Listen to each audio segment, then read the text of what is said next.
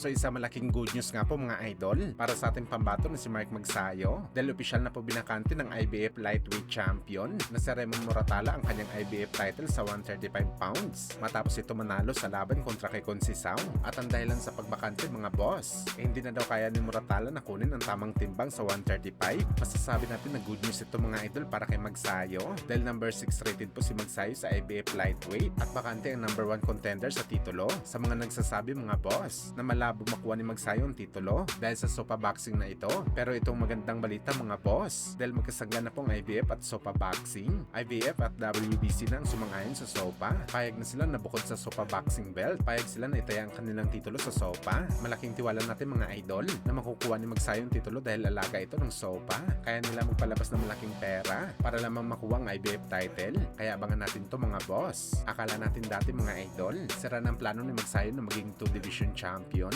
dahil pumirma ito sa Sopa Boxing. Pero dahil sa malaking pagbabago mga boss, posible pa rin matupad ang pangarap ni Magsayo na maging 2 division champion. Samantala kung hindi naman umubra ang ginawa ni Cuadro Alas Casimero kay Inoue. Sa mga post nito natuloy na ang laban nila sa bansang Saudi sa December dahil prangka po na sinabi ng kampo ni Inoue na wala sila planong lumaban ngayong 2026.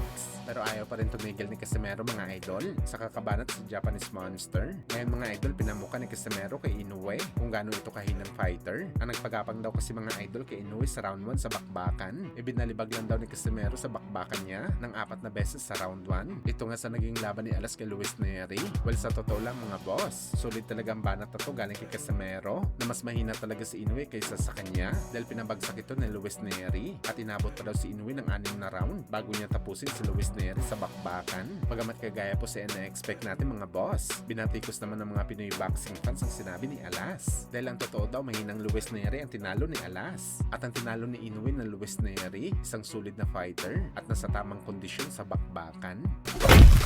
Sa kabilang banda naman mga idol, Juan Manuel Marquez. Prangka na sinabi kung bakit mas gusto nito na fighter ang dati nitong mortal na karibal na si Manny Pacquiao kumpara sa kanyang kababayan na si Canelo Alvarez. Ano niya mga idol? Wala daw siya galit kay Canelo. Nagpapasalamat daw siya kay Canelo sa pagrepresenta nito sa bansang Mexico. Pero dahil sa ginawa daw dati ni Canelo, napag-iwas nito sa laban kay Benavides. Halos sinira daw ni Canelo ang bansag sa mga Mexican fighter na palaban sa bakbakan dahil sa inayawan nito si Benavides. Lalo pa ito talagang gusto makita ng mga boxing fans. Mas may dugong Meksikano pa daw si Pacquiao mga idol dahil sa edad nito na 46 anyos. Nagawa pa rin nito labanan si Mario Barrios. Kahit alam nito na delikado siya sa bakbakan na to. Ito daw ang typical na ugali ng mga Mexican boxer at sa kasamaang palad daw mga boss. Hindi daw talaga ito taglay ni Canelo sa kanyang dugo matapos nito iniwasan ng fighter na gusto ng lahat na palagan niya sa bakbakan.